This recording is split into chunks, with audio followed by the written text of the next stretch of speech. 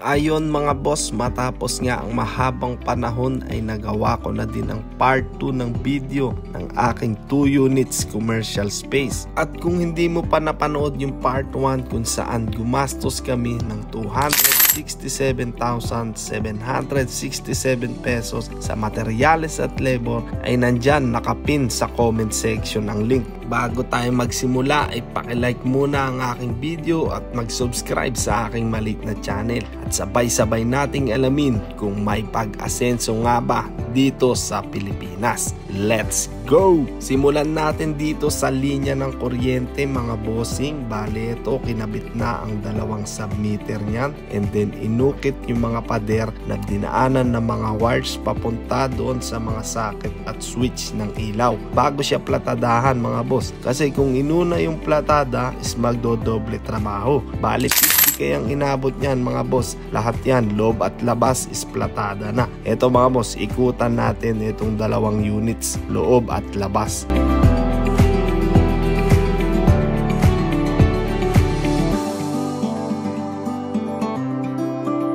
Next is another 50k mga boss para sa kinulang na gamit sa pagpaplatada at dito sa kisame. Tingnan natin yung kisame ng bawat units mga boss. So ayan mga boss, kung makikita nyo is kailangan pa yan masilihan upang mas maganda tingnan bago at pagkatapos pinturahan. Next is yung linya naman ng tubig mga boss. Balik 12k ang binayadan kasama na yung mga pipes at mga gripo. Ang masama mo ay sobrang tagal ng sistema dito sa lugar namin at hindi pa din nakakabit hanggang ngayon. Anyway, nag-follow up na kami at tingnan natin kung kailan magkakatubig dito. Tapos another 15k mga boss para dito sa mga pintuan at bintana. Eto, check natin mga boss. Bali, eto lang sa kabila yung pwesto ng gawaan at kay Paps yan mga boss. Sa mga gustong magpagawa ng glass and aluminum na bintana at mga cabinet, pati kisame na PVC panel, comment lang kayo mga bossing. Tapos bago pala makapag-apply sa tubig, bali Manila Water nga pala ang tubig dito sa lugar namin mga boss. Humingi pa sa amin ng 8,000 pesos para sa business permit dahil commercial space daw ito at need daw ng business permit. So ayun, kumuha din si Papsi ng permit, makabit lang yung tubig na yan na hanggang ngayon ay wala pa. Kasama na din dyan sa 8k na yan ang pinakang metro ng tubig.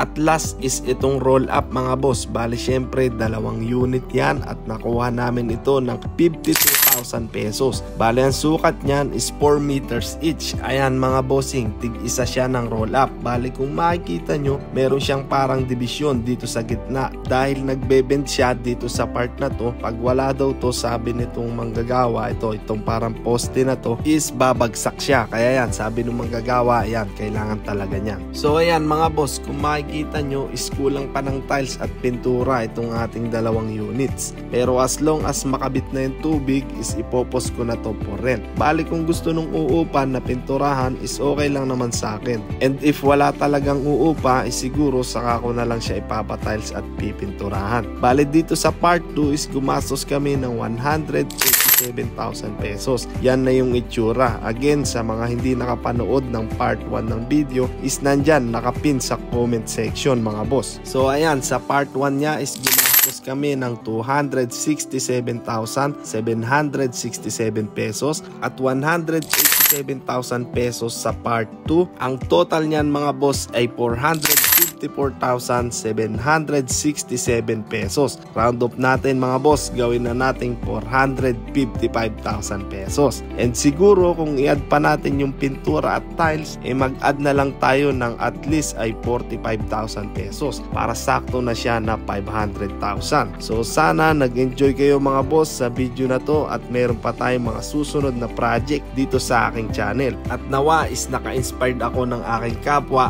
lalo na yung mga OFW dyan. Sana is nabigyan ko kayo ng idea kung saan nyo pwede ilagay yung pera na pinaghirapan natin sa ibang bansa. Nang sa gayon, may chance na pag uwi natin ng Pinas ay meron tayong passive income. So hanggang dito na lang mga boss. Kita-kits ulit sa mga susunod na video. Peace out!